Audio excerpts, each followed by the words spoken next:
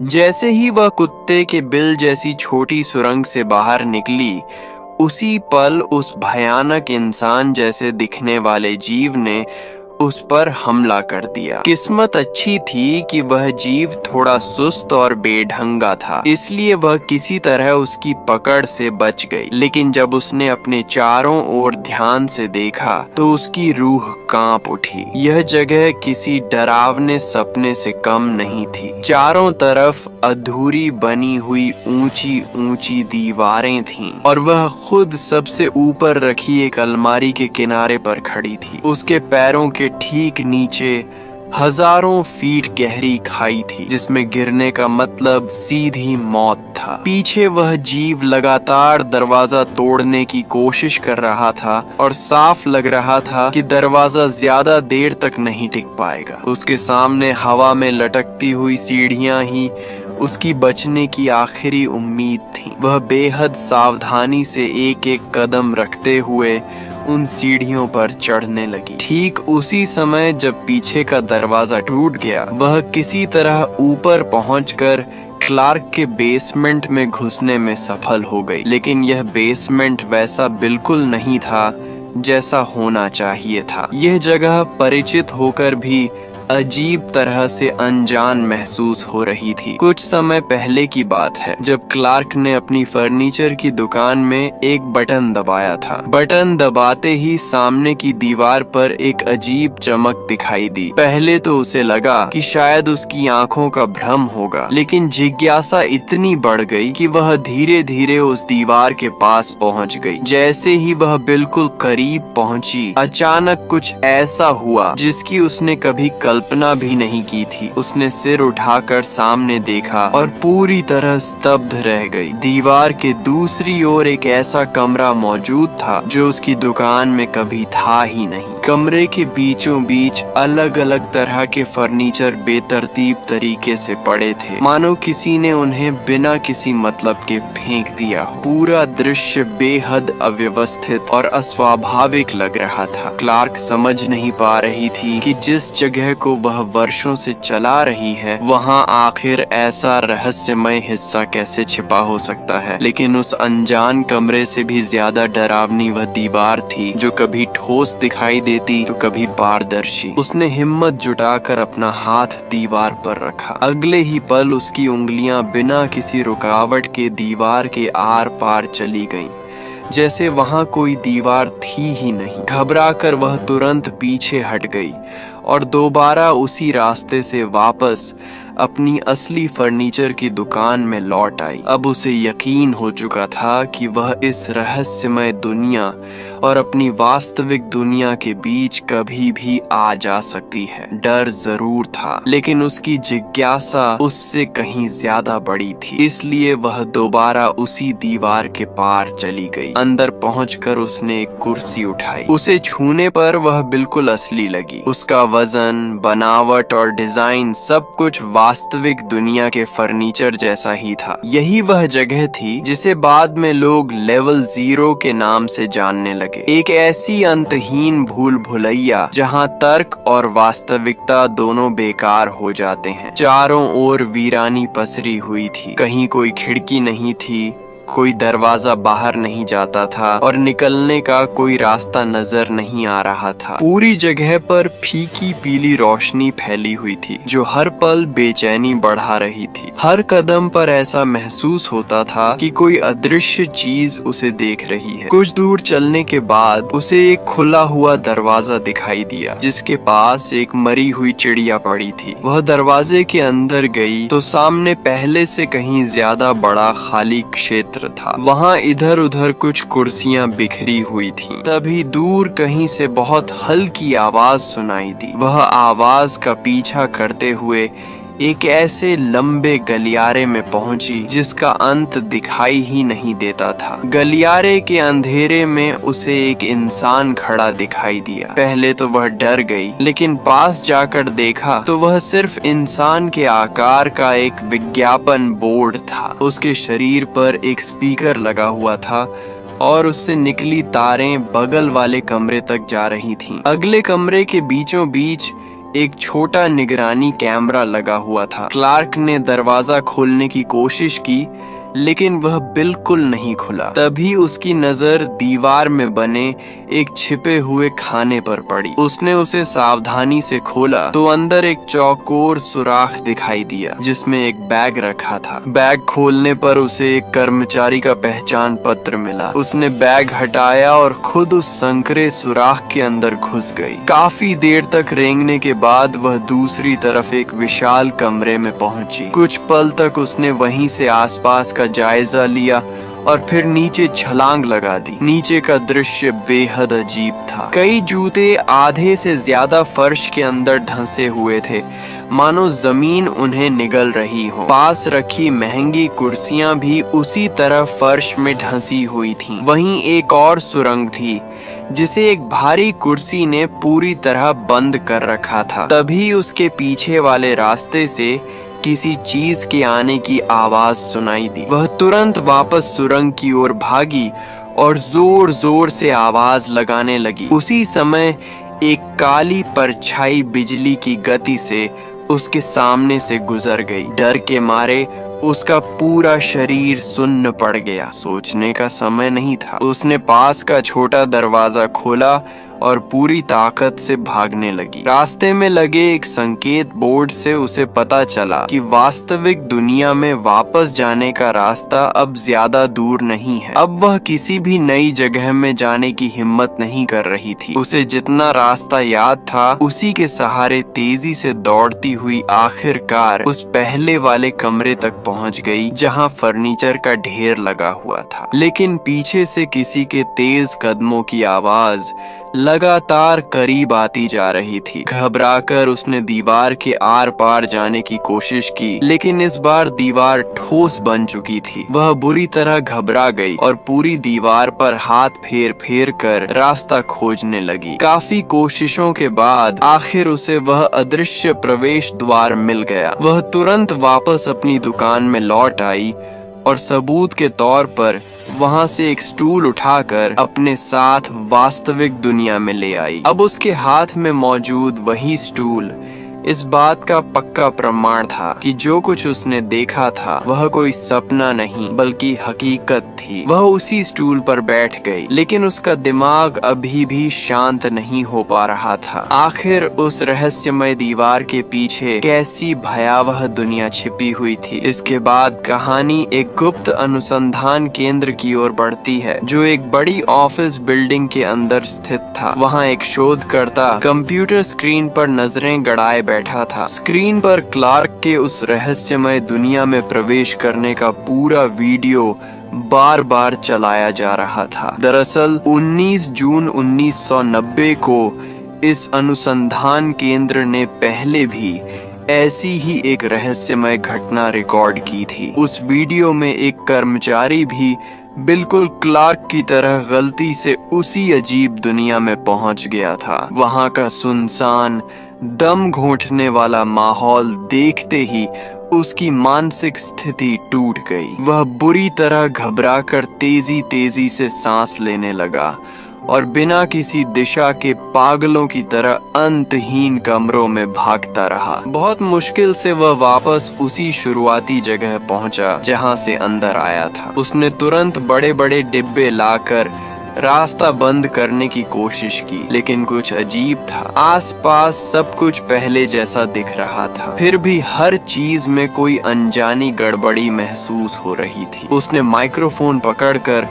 जोर जोर से मदद की गुहार लगाई, रोते हुए बताया कि वह अपने साथियों से बिछड़ गया है और किसी अनजान बंद दुनिया में फंस चुका है। उसे उम्मीद थी कि शायद बाहर कोई उसकी आवाज सुन ले और उसे बचाने आ जाए। तभी उसके पीछे फिर से अजीब अजीब आवाजें आने लगीं। उसने पलटकर देखा तो एक काली परछाई पल भर में उसकी नजरों के सामने से गुजर गई। पास जाकर देखने पर पता चला कि वह सिर्फ एक घायल चिड़िया थी, लेकिन उसके मन में पीछा किए जाने का डर खत्म नहीं हुआ। वह पूरी ताकत से भागता रहा। उसे लगा कि सामने दिखाई दे रहा रास्ता शायद बाहर निकलने का दरवाजा होगा, लेकिन जैसे ही वह वहां पहुंचा, उसके सामने फिर वही पीली दीवारों वाला बंद कमरा था। यहीं पर वह वीडियो हमेशा के लिए खत्म हो जाता है। उसके बाद उस कर्मचारी के साथ क्या हुआ, यह आज तक कोई नहीं जान पाया। दूसरी ओर क्लार्क, जो एक साधारण फर्नीचर की दुकान चलाती थी, अपनी असली जिंदगी में भी बुरी तरह परेशान थी। उसकी जिंदगी मुश्किलों से घिरी हुई थी और लंबे समय से शराब की लत ने उसकी हालत और भी खराब कर दी थी। क्लार्क की निजी जिंदगी भी पूरी तरह बिखर चुकी थी। उसकी शादी टूटने की कगार पर थी और दो बड़ी समस्याओं ने उसकी मानसिक शांति पूरी तरह छीन ली थी। उसकी फर्नीचर की दुकान में ग्राहकों की संख्या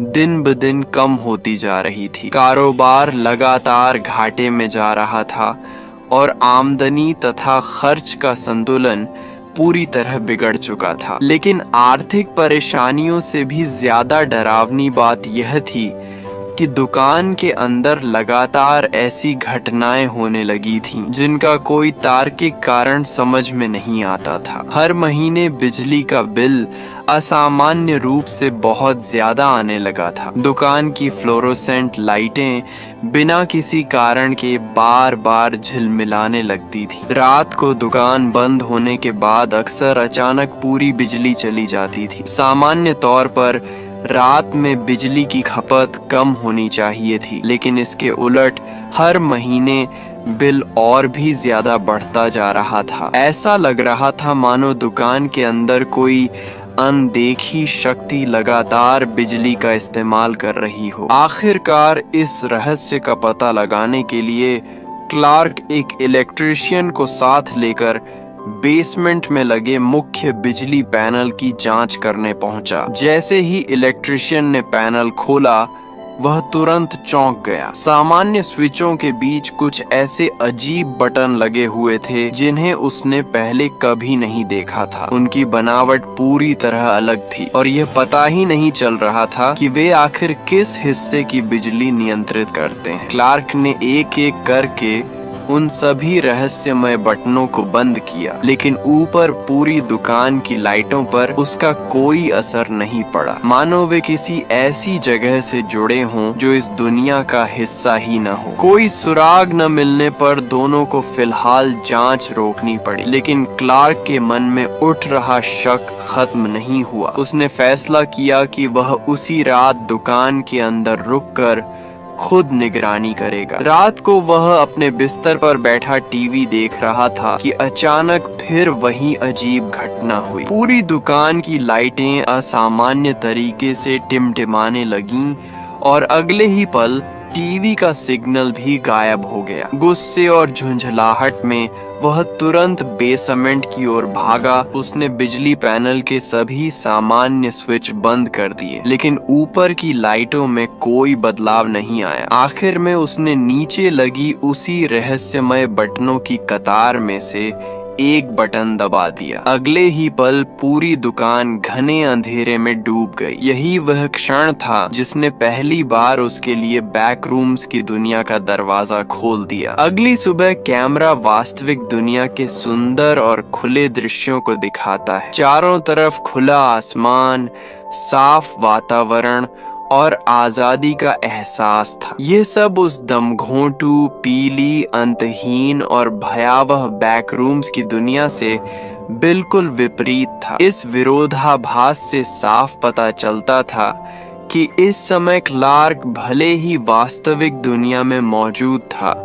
लेकिन उसका मन पूरी तरह उस रहस्यमय दुनिया के कब्जे में जा चुका था। तय समय पर वह मनोचिकित्सक मैरी के क्लिनिक पहुंचा। अंदर जाते ही उसने पिछली रात की पूरी घटना विस्तार से सुनानी शुरू कर दी। उसने बार बार मैरी से कहा कि उसने शराब की एक बूंद भी नहीं पी थी। वह पूरी तरह होश में था। उसने सचमुच दीवार के आर पार जाकर दूसरी दुनिया में कदम रखा था। वहाँ उसकी फर्नीचर की दुकान जैसी ही अनगिनत जगहें थीं, लेकिन उनका नक्शा किसी भी तर्क का पालन नहीं करता था। पूरी दुनिया सुनसान थी, फिर भी हर समय किसी के चलने की साफ आवाजें सुनाई देती थीं। अपनी बात साबित करने के लिए उसने अपनी बनाई हुई एक नक्शानुमा ड्राइंग भी दिखाई, जिसमें उसने उस अंतहीन भूल भुलैया का खाका बनाया था। लेकिन बिना किसी ठोस सबूत के मैरी ने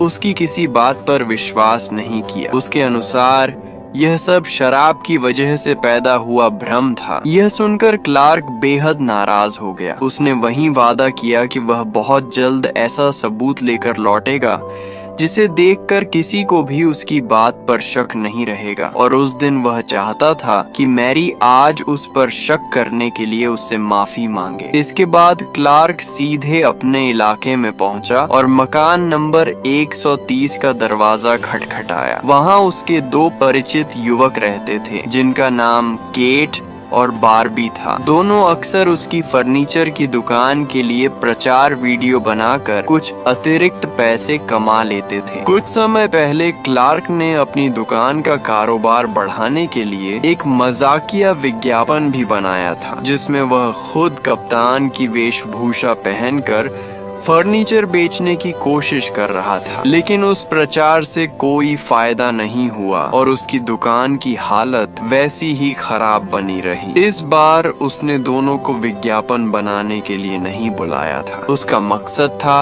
उस रहस्यमय दुनिया की असली तस्वीर कैमरे में कैद करना। उसने पहले से रस्सियां और बाकी जरूरी सामान तैयार कर रखा था। फिर वह दोनों को दुकान के बेसमेंट में ले गया और उस अदृश्य दरवाजे के सामने खड़ा हो गया, जो वास्तविक दुनिया और बैक रूम्स के बीच का रास्ता था। केट और बारबी पहले तो उसकी बातों पर यकीन नहीं कर पा रहे थे, लेकिन जिज्ञासा के कारण दोनों उसके साथ उस रहस्यमय दुनिया में दाखिल हो गए। अंदर पहुंचकर क्लार्क चलते चलते उन्हें वहां के बारे में बताने लगा। कुछ देर बाद उन्हें जमीन में बना एक तिरछा गहरा सुराख दिखाई दिया, जिसके नीचे क्या था यह कोई नहीं जानता था। जांच करने के लिए क्लार्क ने पूरी सावधानी बरती। उसने एक मजबूत रस्सी बारबी की कमर में बांधी, जबकि ऊपर खड़े होकर वह और केट मिलकर रस्सी को कसकर पकड़ने लगे ताकि जरूरत पड़ने पर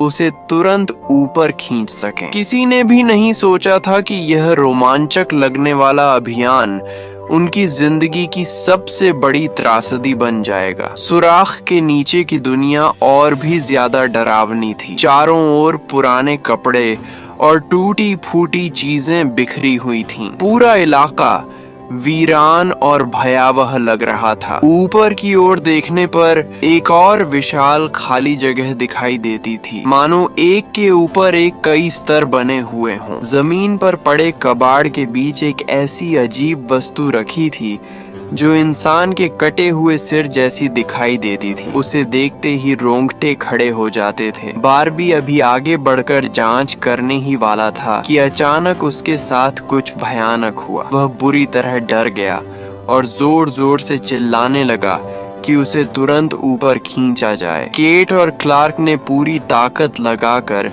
उसे वापस ऊपर खींच लिया। ऊपर पहुंचते ही उसका चेहरा सफेद पड़ चुका था। वह कांपती आवाज में बस इतना कह पाया कि नीचे कोई मौजूद है। वह घबराकर अपनी कमर से रस्सी खोलने ही वाला था कि तभी नीचे से किसी अदृश्य ताकत ने रस्सी को जोर से पकड़ लिया और पूरी शक्ति से उसे वापस नीचे खींचने लगी। तीनों ने मिलकर पूरी ताकत लगा दी, लेकिन उस रहस्यमय शक्ति के सामने उनकी एक नहीं चली। अगले ही पल बारबी को जबरदस्ती गहराई में घसीट लिया गया। उस खींचतान की ताकत इतनी ज्यादा थी कि क्लार्क और केट भी अपना संतुलन खो बैठे और दोनों सीधे उसी गहराई में जा गिरे। नीचे गिरते ही उन्होंने अपनी आंखों से देखा कि किसी अज्ञात भयावह जीव ने बारबी को पकड़ रखा था और उसे घसीटते हुए बगल में बने एक अंधेरे दरवाजे के अंदर ले गया। जमीन पर सिर्फ ताजा खून का बड़ा धब्बा बचा था,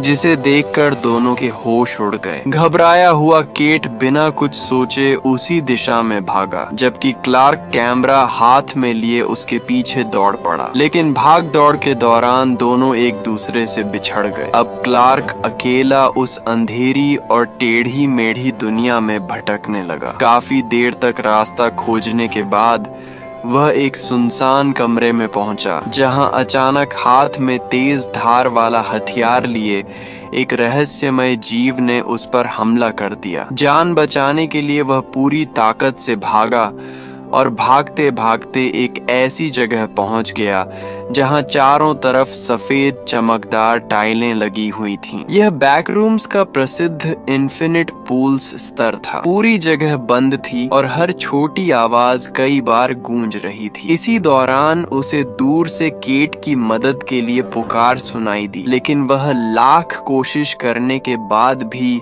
उसकी सही दिशा नहीं समझ पाया। तभी अचानक एक रहस्यमय जीव कैमरा उठाकर उसकी ओर बढ़ा और उसी क्षण रिकॉर्डिंग अचानक खत्म हो गई। समय बीतता गया, लेकिन क्लार्क की कोई खबर नहीं मिली। तभी मैरी को क्लार्क का पहले से रिकॉर्ड किया हुआ एक वॉइस मैसेज मिला। उसकी आवाज में अजीब सा अंतिम फैसला झलक रहा था। उसने साफ कहा कि अब वह कभी वापस नहीं लौटेगा। ये सुनते ही मैरी घबरा गई और तुरंत उसकी फर्नीचर की दुकान की ओर दौड़ी। दुकान का मुख्य दरवाजा आधा खुला था, लेकिन अंदर कोई नहीं था। वह सुराग तलाशते हुए बेसमेंट तक पहुंची। वहां दीवार पर एक रहस्यमय दरवाजे का निशान बना हुआ था और पास रखे ब्लैक बोर्ड पर अनगिनत भूल भुलैया जैसे नक्शे बने हुए थे। वही नक्शे जिनका जिक्र क्लार्क ने कुछ दिन पहले उससे किया था। मैरी धीरे धीरे उस रहस्यमय दीवार के पास पहुंची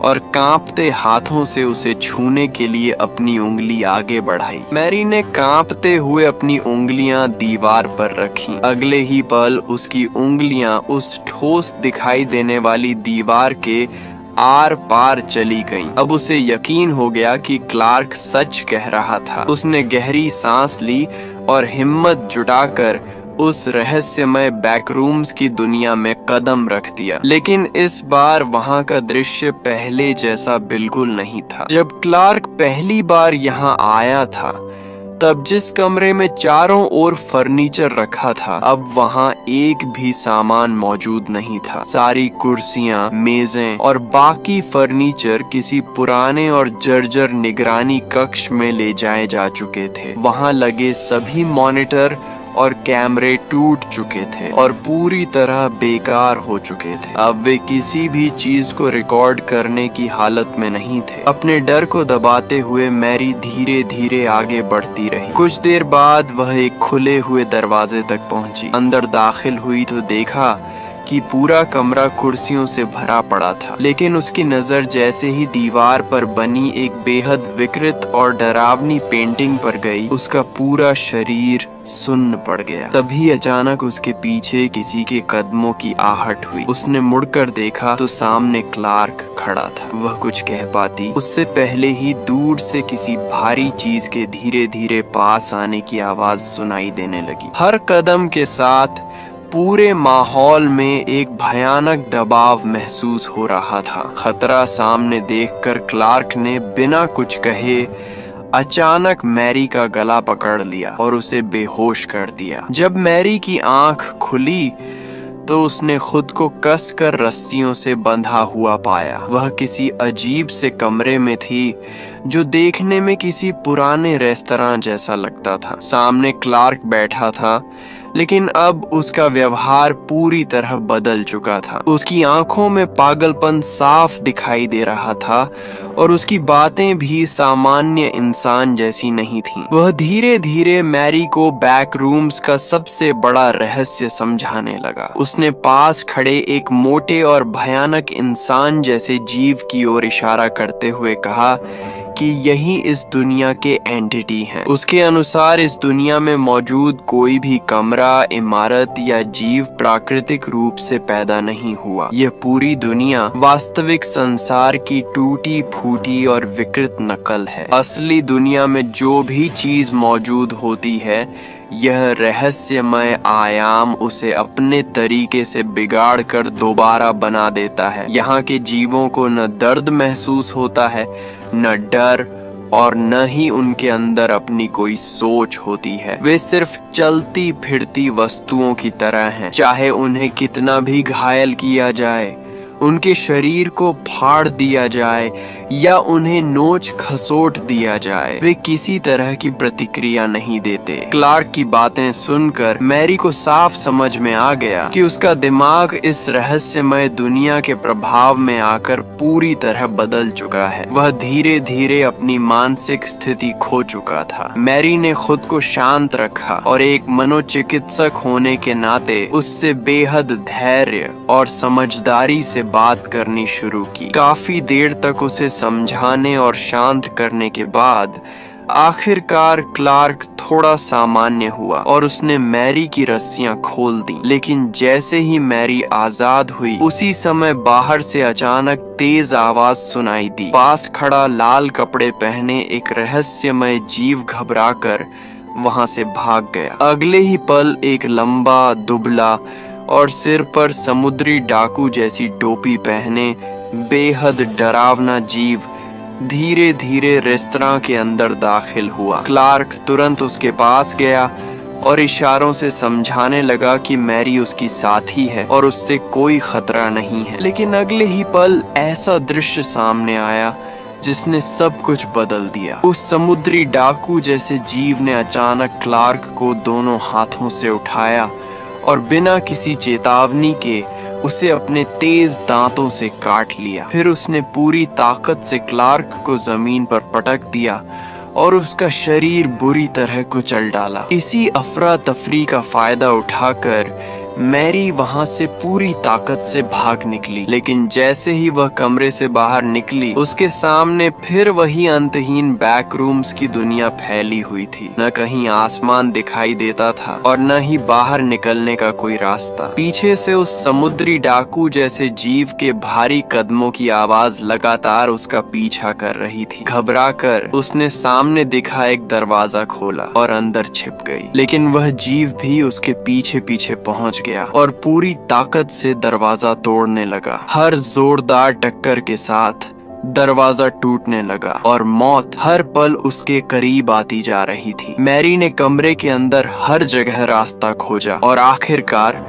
उसे एक छोटी सी सुरंग दिखाई दी जो किसी कुत्ते के बिल जैसी थी। उसने बिना एक पल गंवाए उसी में घुसकर दूसरी तरफ निकलने का फैसला किया। सुरंग के बाहर फिर एक नई और पूरी तरह अनजान बैक रूम्स की दुनिया थी। वह बिना रुके सीढ़ियां चढ़ती हुई ऊपर पहुंची और आखिर में ऊपर बने एक छोटे दरवाजे से बाहर निकल आई। बाहर आते ही उसने राहत की सांस ली, क्योंकि यह जगह बिल्कुल क्लार्क की फर्नीचर की दुकान के बेसमेंट जैसी दिखाई दे रही थी। लेकिन कुछ ही सेकंड बाद उसे महसूस हुआ कि कुछ गड़बड़ है। ऊपर जाकर उसने देखा कि पूरी दुकान असली दुकान जैसी ही दिखती है, लेकिन उसके अंदर वही अजीब और डरावना एहसास मौजूद था जो बैक रूम्स में होता है। जब उसने मुख्य दरवाजा खोलने की कोशिश की तो उसके सामने बाहर की दुनिया की जगह सिर्फ एक ठोस दीवार थी। अब उसे सच्चाई समझ आ गई। यह असली दुकान नहीं थी, बल्कि बैक रूम्स द्वारा बनाई गई उसकी नकली प्रतिलिपि थी। वह अभी भी उसी भयावह दुनिया के अंदर कैद थी। तभी पीछे से फिर उसी समुद्री डाकू जैसे जीव के कदमों की आवाज आने लगी। उसकी चाल भले ही धीमी थी, लेकिन वह किसी साए की तरह लगातार उसका पीछा कर रहा था और उसे एक पल भी रुकने का मौका नहीं दे रहा था। आखिरी कोशिश के तौर पर मैरी ने पास पड़ा एक भारी औजार उठाया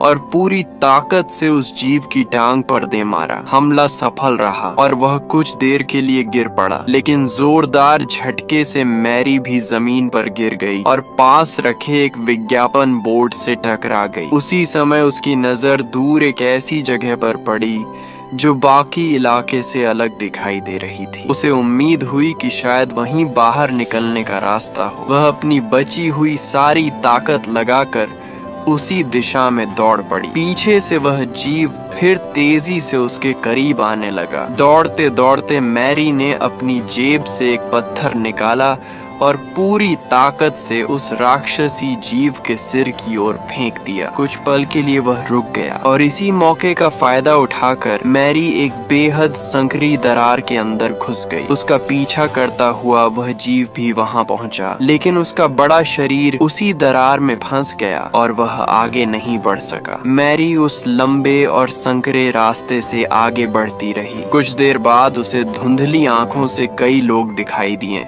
जिन्होंने पूरे शरीर पर जैविक सुरक्षा सूट पहन रखे थे। इससे पहले कि वह कुछ समझ पाती, उसकी आंखों के सामने अंधेरा छा गया और वह बेहोश होकर गिर पड़ी। जब उसे दोबारा होश आया तो उसने खुद को एक अत्याधुनिक प्रयोगशाला में पाया। उसके चारों ओर कई वैज्ञानिक खड़े थे। उसने देखा कि वही समुद्री डाकू जैसा जीव जो कुछ देर पहले उसका पीछा कर रहा था, अब एक प्रयोग मेज पर बिल्कुल शांत पड़ा हुआ था। तभी कमरे में एक शोधकर्ता अंदर आया। यह वही व्यक्ति था जो शुरुआत में क्लार्क की गतिविधियों पर निगरानी रख रहा था। उसने मैरी को पूरी सच्चाई बताई। उसने बताया कि यह जगह पहले एक ऐसी कंपनी थी जो MRI मशीनों पर शोध करती थी, लेकिन एक प्रयोग के दौरान गलती से वास्तविक दुनिया और दूसरे आयाम के बीच की सीमा टूट गई और पहली बार बैकरूम्स नाम की इस रहस्यमय दुनिया का पता चला। वर्षों की रिसर्च के बावजूद वैज्ञानिक आज तक इस दुनिया के नियम, इसकी बनावट और यहाँ रहने वाले जीवों को